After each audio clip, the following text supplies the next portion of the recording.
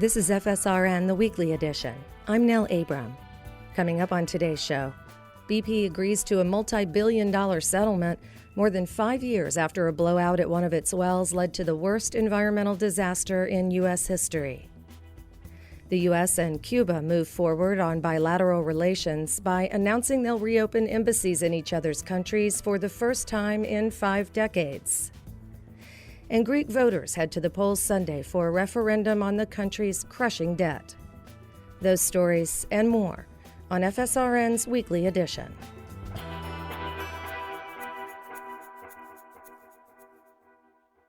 The U.S. and oil giant BP reached a provisional settlement covering all state and federal claims stemming from the 2010 Deepwater Horizon disaster in the Gulf of Mexico. If approved, the $18.7 billion deal will be the largest environmental settlement in U.S. history. 11 people died when an oil rig exploded, triggering a deepwater well blowout that gushed oil for nearly 3 months and devastated coastal communities and marine ecosystems. According to U.S. Attorney General Loretta Lynch, the deal addresses all outstanding federal and state claims, including Clean Water Act civil penalties and natural resource damages, as well as significant economic claims with the impacted state and local governments. Jaisha Dutta, coordinator for the Gulf Future Coalition based in New Orleans, says that while it's good to know how much money will be funneled to the region for a variety of restoration projects, there's still much the deal doesn't cover, and a lot remains unknown. We know that $18.7 billion will be coming through BP to the Gulf Coast for a variety of restoration projects, going to the 5 different states in some pretty complicated formulas that have been allocated by the Treasury Department and, through a variety of policy mechanisms and processes. We don't know exactly which projects will be funded. We don't know, who the contracts are going to go to, whether or not these will actually produce jobs for people in our region. We don't know how many of those projects will be economic recovery projects as opposed to environmental recovery projects. So there's still a lot of questions. What we do know at this point is how much money to expect, which was a big question, and we didn't know when that question would be answered. And some people thought it wouldn't be for 5-10 years. So now we know the amount. We know it'll be coming sooner than expected. But at this point, with all the unknowns in terms of the ongoing impacts, this settlement doesn't even begin to cover the public health impacts, the continuing impacts on our fisheries. So, it's great news that we're going to be getting some funds coming, but we're also pretty concerned that we might be letting BP off the hook for, too little, too late. Dutta says the devil's in the details and calls for adequate transparency and public engagement as monies are allocated and contracts are awarded. I think for, the perspective of the Gulf Future Coalition, which is a group of groups across, the 5 Gulf Coast states, largely grassroots groups that are often left out of the decision-making table, we are going to be ensuring that as much as we can as citizens on the ground, we watch these funds as they're getting spent. We are holding our decision makers accountable. We want to make sure that those contracts that are coming through for these restoration projects provide jobs, particularly jobs for those who have been, struggling in our economy for generations. Largely, the poor and marginalized communities of color in our region. We think that this could be a real opportunity to create a new economy based on, restoration and sustainable building instead of extractive industries. So, this is a great opportunity. We definitely have some great hopes for what this could spark in our region in moving us towards a just transition. The settlement does not cover thousands of civil cases still pending and doesn't include monies paid as part of a 2012 settlement with residents and businesses in the Gulf Coast region. Before it's final, the deal will be open for public comment and then must be approved by the courts.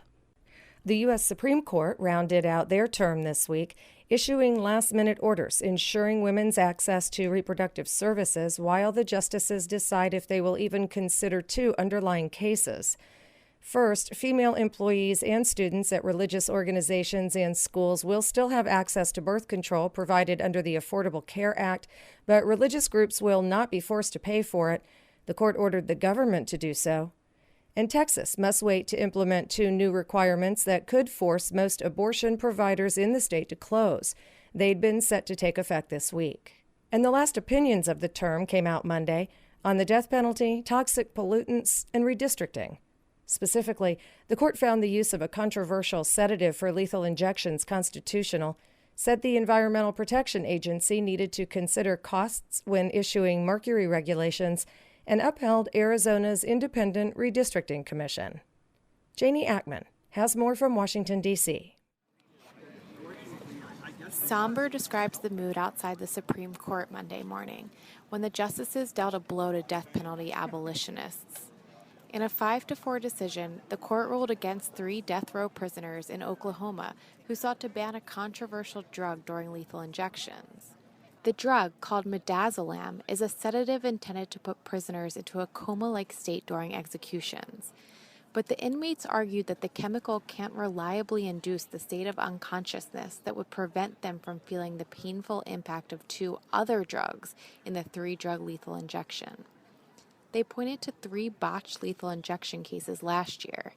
In one case, an Oklahoma prisoner awoke during his execution after being injected with midazolam. It's sickening. That's Bill Pelkey, the director of the Journey for Hope from Violence to Healing, an organization led by murder victim family members who oppose the death penalty.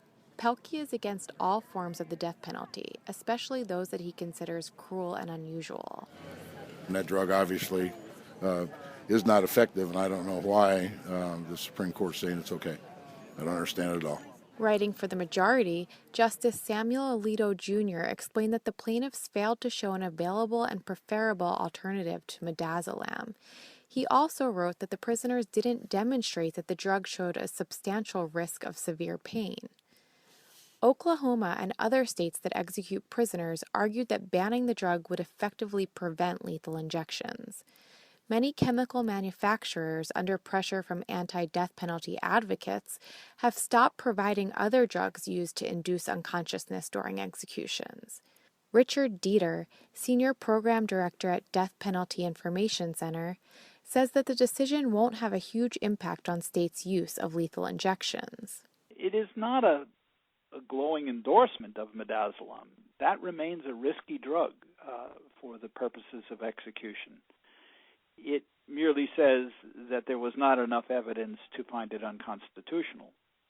So I think many states will look for alternative drugs. But Dieter did say that the dissenting justices raised a big question about the death penalty itself. In his dissent, Justice Stephen Breyer asked the court to consider the issue as a whole. Another big ruling issued Monday was in a challenge brought by industry groups and mainly Republican-led states against limits set by President Barack Obama's administration on mercury and other toxic pollutants from power plants. The regulations took effect in April. In a 5-4 decision, the justices sided with the plaintiffs, saying that the EPA should have taken into account the cost of compliance before deciding to regulate pollutants. The industry groups claim that the regulations could cost them $9.6 billion, which would be passed on to consumers. But the agency contended that the law didn't require them to examine the cost factor so early in the process. The Supreme Court recognized that the EPA demonstrated that the health and environmental benefits of the regulations outweigh the industry costs. But it sent the case back to the lower court, which will then ask the EPA to reconsider the regulations. Neil Gormley is an attorney with Earth Justice, a nonprofit environmental law firm that represented several groups supporting the EPA. This decision doesn't change EPA's authority to protect the public from toxic air pollution. It does give EPA another hoop it has to jump through. In another 5-4 decision, the court ruled that it was constitutional when Arizona residents voted in 2000 to turn over redistricting duties to an independent commission comprised of 2 Republicans, 2 Democrats, and a 5th member to be chosen by the other 4. Republican state lawmakers claim that it was unconstitutional for a bipartisan independent commission to redraw congressional and legislative district lines in the state. They argued that the U.S. Constitution grants legislators the power to draw their own districts. These decisions may add to the recent criticism of the Supreme Court. Last week's ruling in favor of same-sex marriage and the Affordable Care Act have unleashed a flurry of political attacks against the court, including calls to impeach the justices and strip the court of its authority. Janie Ackman, FSRN, Washington, D.C. More than 50 years after the United States and Cuba severed diplomatic ties, the 2 nations have agreed to reopen their respective embassies later this month, furthering the move to normalize bilateral relations.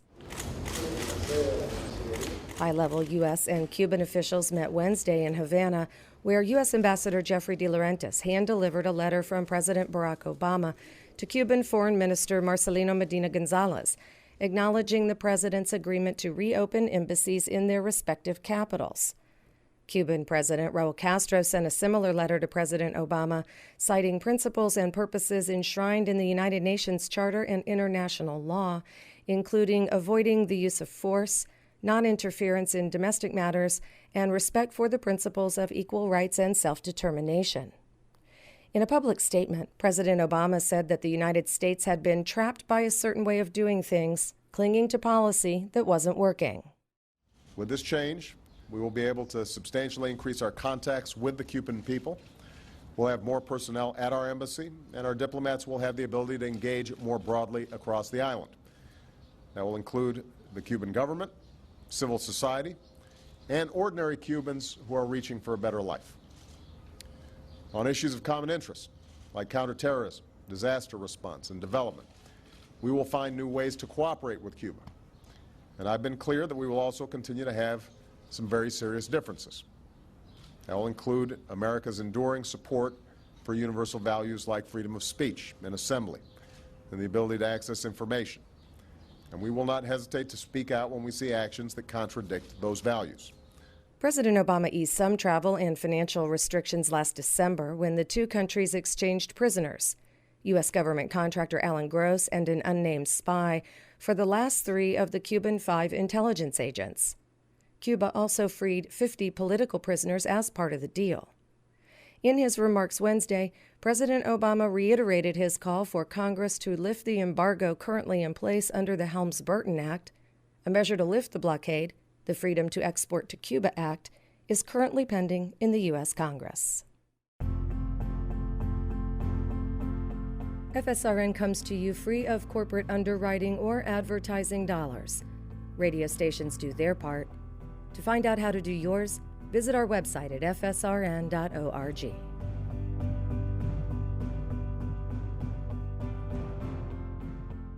Greek voters head to the polls this weekend for a referendum on the country's massive sovereign debt. The referendum comes months after an anti-austerity party came to power, and the lead-up to it has sparked a last-minute flurry of negotiations with creditors and EU representatives. Eros Economou reports.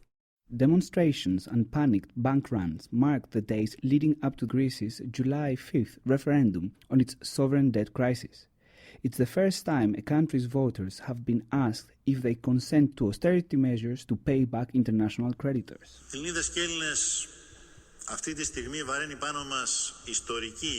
The Greek Prime Minister Alexis Tsipras called for the referendum on national television after multiple failed attempts to reach an agreement at high-level EU meetings. Since the 26th of June announcement, both sides have been digging in their heels to influence voters. Almost all opposition parties, except the Greek Communist Party, have joined forces to side with the creditors, framing their yes vote campaign as a measure to remain in the European Union and the Eurozone. Newspaper editor Vasilis Koronakis is a yes campaign supporter.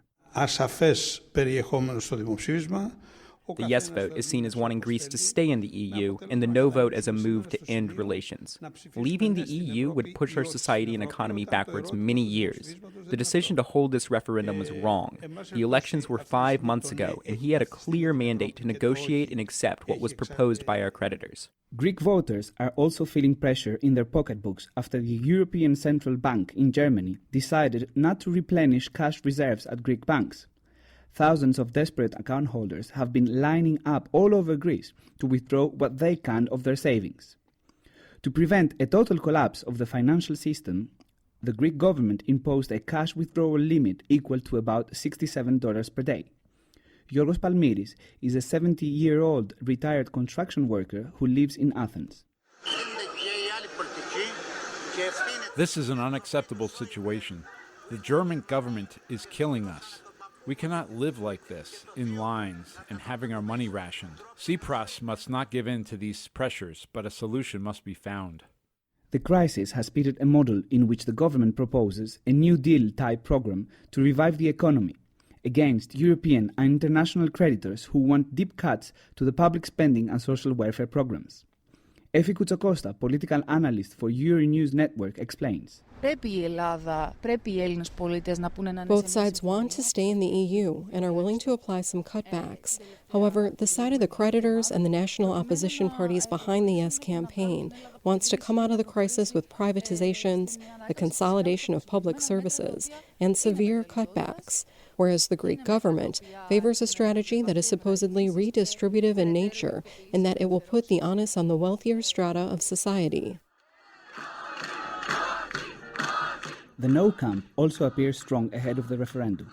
Its supporters are driving home the message that the issue on the ballot is about austerity and that leaving the Eurozone or the EU is out of the question. Artemis Rodopoulou is a Thessaloniki-based school teacher and a supporter of the No vote.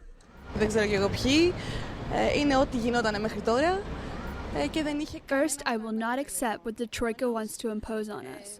Their proposals haven't worked yet. Our families will only become poorer and more marginalized. Second, what is happening is clearly blackmail. Not only have they forced the banks to close, but they're conflating the referendum question with the completely different issue of wanting to remain in the EU and with the euro.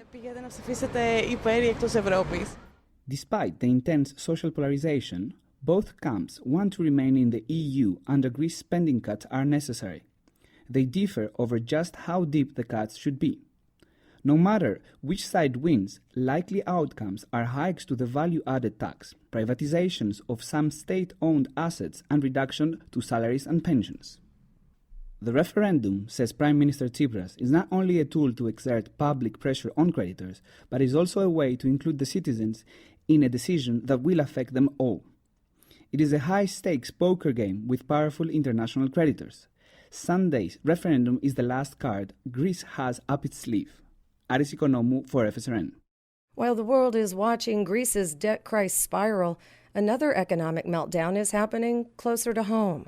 The governor of Puerto Rico says the U.S.-controlled island is unable to pay its $72 billion debt. Shannon Young reports. Es momento de enfrentar nuestros problemas.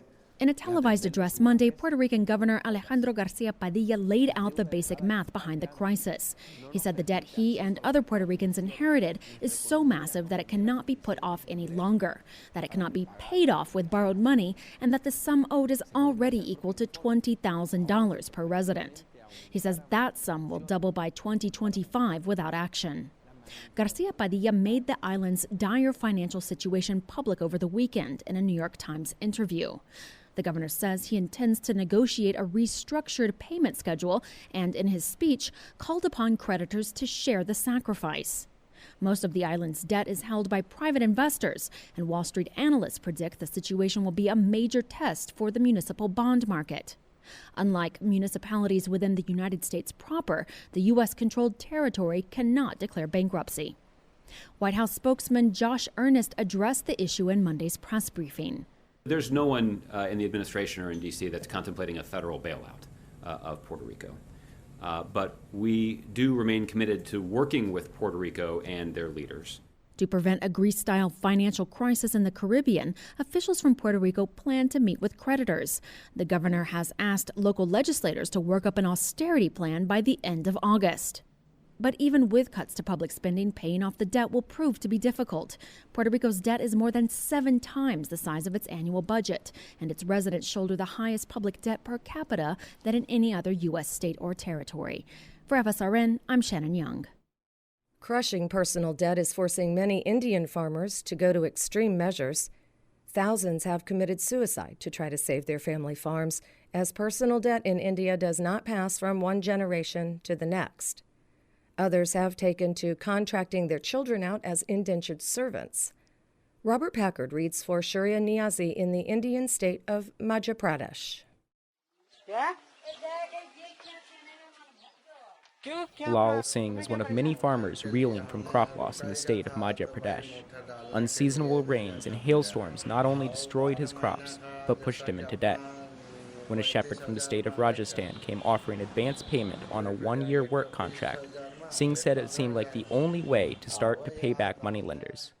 2 of his sons, 12-year-old Sumit and his 11-year-old brother Amit, left with the shepherd, who paid Singh the equivalent of $555 for both.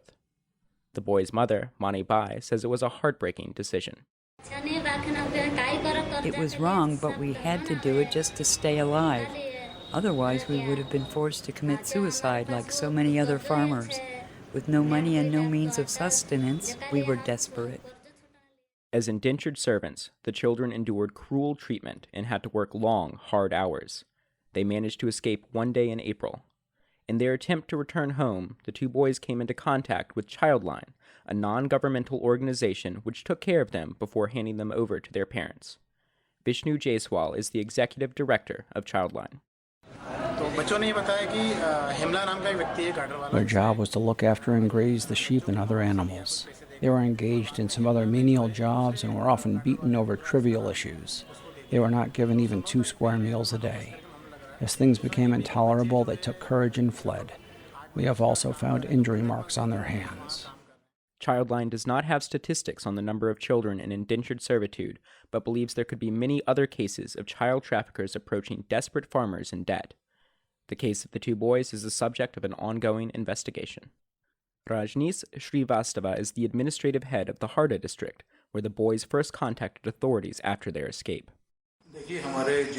We are not taking such cases lightly. We're trying to find under what circumstances the parents sold their kids. We fear there could be more children in other shepherd camps, and we can't allow the kids to be abused and trafficked in this way. We'll continue investigations till all the children are rescued. Lal Singh saw selling his sons into indentured servitude as an alternative to committing suicide, but that hasn't been the case for dozens of other farmers in the state. Around 46 farmers committed suicide or died due to debt-related stress in Madhya Pradesh alone between February and June 2015, following successive crop failure. The situation is equally grim in other states, like Maharashtra, Rajasthan, Uttar Pradesh, Haryana, and Punjab. The governments of all affected states have announced relief packages for the affected farmers, but the pace of payouts is slow while interest on personal debt continues to accumulate. Reading for FSRN's Shuriya Niazi in Bhopal, India, I'm Robert Packard.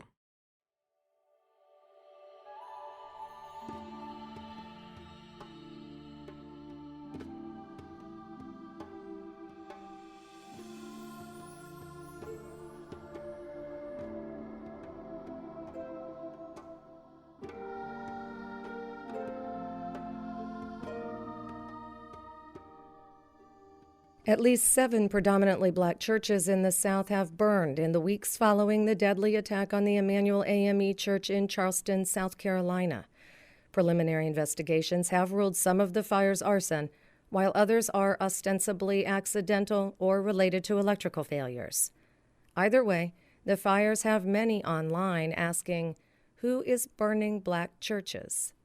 Lennon Nozizwe has more. The first in a series of fires at black churches in the South occurred on June 21st at the College Hill Seventh-day Adventist Church in Knoxville, Tennessee. Senior pastor Cleveland Hodby III says at first he did not believe the fire was a hate crime. But then you have this string of fires immediately following, and all within roughly a 300-mile radius here in the South, coupled with the historic nature of violence toward African-American churches here in the South, you have to keep that thing at least on the back burner. You've got to keep it on the stove. Knoxville Fire Department spokesman Captain D.J. Corcoran says the fire at the church was definitely arson, although he says investigators do not believe it was a hate crime. The people, they didn't come with that intent because they didn't bring items from outside that area. All the items that were used were on hand there. So it was more of a vandalism/arson than a hate crime, just an opportunist, somebody that kind of stumbled upon it and just sort of said, hey, let's set this on fire and see what happens. It looked like juveniles more so than what you would find in a hate crime. So you can 100% say that it's not a hate crime at this point? The Knoxville Fire Department Arson Division, the Knoxville Police Department, ATF, and the FBI all concurred that it was not a hate crime. Since Dylan Roof walked into Charleston's Emanuel AME Church on June 17th and killed 9 black worshipers, including its senior minister and state senator Clementa Pinckney, fires have damaged black churches in Georgia, Florida, Mississippi, Tennessee, and North and South Carolina. A manifesto attributed to 21-year-old Roof states he decided to kill in Charleston because of the high numbers of black residents and because there was no, quote, KKK to help, end quote. We're once again at an ugly, overt racial unrest in this country. Dr. Dolores Jones Brown is a professor in the Department of Law, Police Science, and Criminal Justice Administration at John Jay College of Criminal Justice in New York. She says she sees a pattern. The black church has always been the place where black people could gather to organize around protecting themselves or exerting their political power. And it's not a coincidence that therefore these churches have become the target of white killers. Jones Brown, who is also a former prosecutor, thinks the investigations should include independent oversight bodies like nonprofit organizations such as the NAACP or the ACLU. To get a sort of a stamp of objectivity, it would be important to have a counterbalance of a non-government agency. Fires in black churches can be traced back to the days of slavery when services were often held in private. The Emanuel AME Church in Charleston was itself burned down in June of 1822 in an attempt to quash a slave rebellion. Another wave of attacks hit black churches in the South during the Civil Rights era and then again in the mid-90s. In 1996, then-President Bill Clinton quoted Dr. Martin Luther King when he spoke at the Mount Zion Church in Greeleyville, South Carolina, after the church rebounded and rebuilt after a fire was set there by the KKK. Dr. King once said, "What self-centered men have torn down, other-centered men can build up." The church was on fire again last week, but reports have said the cause was lightning. Back in Knoxville, Pastor Hodby says his church will rebuild, even though he says insurance will not cover all the losses. And he says his church will have to invest in more security. For FSRN, I'm Lena Nozizwe. And that does it for this week's program. Before we go, a quick shout out to listeners at Chaos Radio in Olympia, Washington. It's great to be back on your airwaves. FSRN is supported by the radio stations that carry our show and by listeners like you. You'll find more information online at fsrn.org. Louis Reining at WTJU in Charlottesville, Virginia provided technical support. Shannon Young provides editorial services from Oaxaca, Mexico. Music in today's program is by Maddie Pollinan via Jamendo.com. From Tampa, Florida, I'm Nell Abram. Thanks for listening.